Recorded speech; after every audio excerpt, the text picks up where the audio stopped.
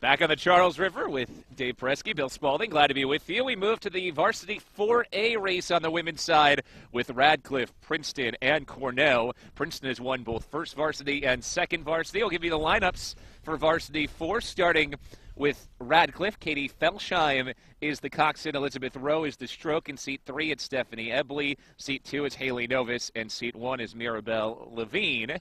For Princeton, looking to keep their undefeated day going, the coxswain is sophomore Emily Erdos. Junior Sierra Nutter is the stroke. Senior Anna Kalfayan is in seat 3. Then it's Kanu Shizuru in seat 2. And freshman Molly Milligan at the bow.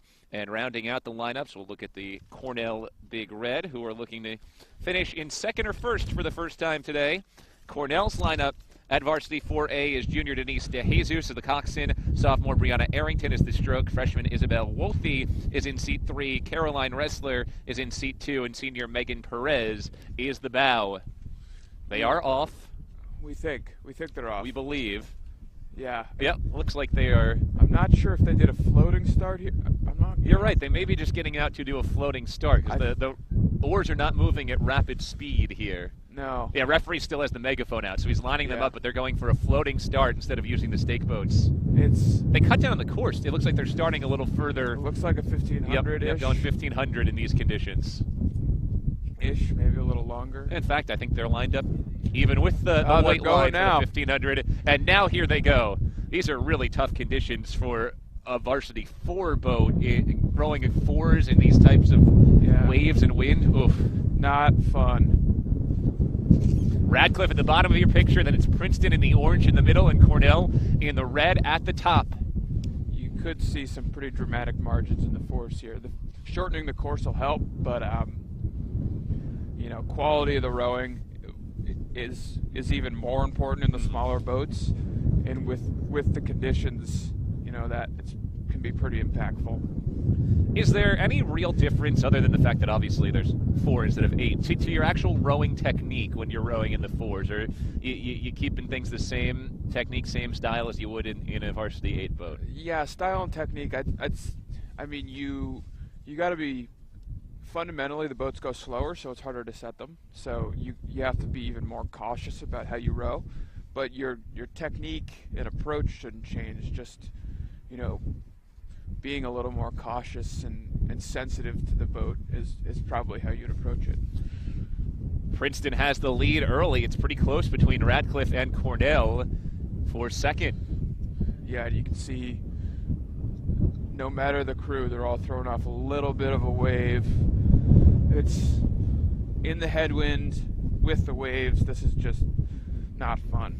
Boy, how good has Princeton looked, though, so far today? They have been clean. They have had big leads all the way through. And you mentioned it earlier, maybe showing the advantage of being able to spend a little bit more time out on the water because they do get on the water a bit earlier down in New Jersey than they do up here in the Boston area. Yeah, it's there's no way around it. It's nice that you can get more water time. All the crews have tanks, right, so they can at least practice the stroke and row like they would in a boat, but you can't replicate what it's like to try to set a boat and row hard together on the water. Do you guys in the Northeast get jealous sometimes of those West Coast teams that can be out on the water all year round while you're working out on the machines in mid-December? Definitely. I'd say that we are a little lucky. The coaches added an additional trip to Florida last year, so I know that at least the heavyweight men spent a lot of time seat racing and figuring out lineups over spring break in Florida. So they, you know, we've got that, and there are a couple other teams that do multiple winter trips. Like I know that Dartmouth does, and that's partially because they're on the quarter system, so they have 2 natural breaks. But you know, I'd say it's. I know that recently Harvard only spent a couple of days on the water. Maybe it was 2 weeks ago in the week, so they're not as crisp as they probably would like to be. Big lead for Princeton. Really close between Cornell and Radcliffe here in the varsity 4A, and Cornell has finished 3rd in each race so far, so would be a big win for them just to take a 2nd place in one of these different disciplines today. And it looks like Radcliffe is pushing out a little bit here, but you can see with the women, rowing together is the hardest part here when you're in a small boat fighting conditions. And so Radcliffe and Cornell might be exchanging leads, and that's really just driven by who was able to piece together 5 or 6 good strokes. Meanwhile, Princeton in unison in first place by about 2 lengths back to both Cornell and Radcliffe, who are still battling neck and neck for second place. Remember, we started about 500 meters up. This was a 1,500, so we're reaching about the 2/3 mark as Princeton comes up toward the 500-meter line. Yeah, Princeton putting out a big margin on the 2 other crews. And Cornell has moved ahead of Radcliffe as well by a seat or 2. Yeah, and in these shorter, so most people are familiar with racing 1,500 meters in high school. Yep. That's the typical race. And so the shorter the race, the more aggressive you have to be at the start. You know, some people would say that there is no sort of settle. You've got a 500 to get into it, a 500 to be aggressive, and a 500 to end it. And it looks like Radcliffe's now moving back and is taking a move to respond. And again, not a surprise. The water's cleaned up just a little bit, and all of the crews look a little cleaner and can stay together a little bit better. Not as even as could be between Cornell and Radcliffe for second as Princeton's on its way to another lopsided win. It has been the Tigers' day so far today on the Charles. And it looks like Radcliffe's up a seat now. Yep, Radcliffe's taking the lead and still growing. Yeah, 2 now. Stroke just lost their oar for a second. And Cornell's coming back with that minor move, and now Cornell's gotten it back to just a 1-seat Radcliffe lead. Yeah, conditions are tough.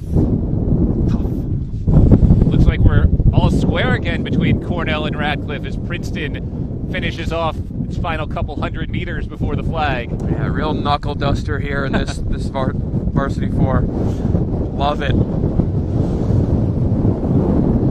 You can hear the wind in our mics, huh? It's pretty loud. It is gusting in this part.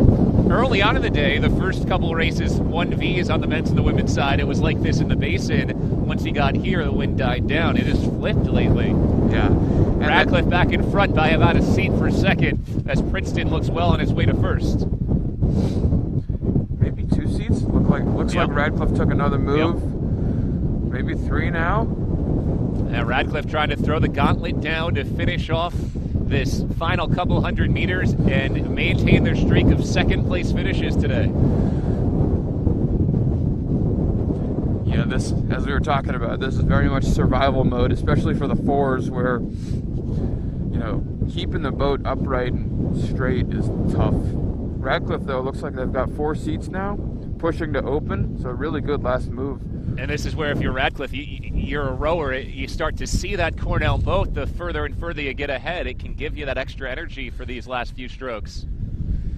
Yeah. Princeton right at the finishing line, and the Tigers take the 4VA race. So Princeton's 3-0. 3V? No, it's 4VA. Oh. 3V will round things out for Radcliffe. That'll be the fifth race of the day. Oh, okay. There'll be 4VB coming up next on the women's side, and they'll round things out with their 3rd varsity 8. Oh, man. Here comes Radcliffe heading to the finishing line with a slight lead over Cornell. And Radcliffe does get home just ahead of the Big Red of Cornell by about 2-second margin. So once again, we have that same finishing line: Princeton, Radcliffe, Cornell. Yeah, little whitecaps here starting to form. Getting choppy for what will come up next, which will be the men's 4th varsity. Men's 4th varsity coming up next on the Ivy League Digital Network. It is not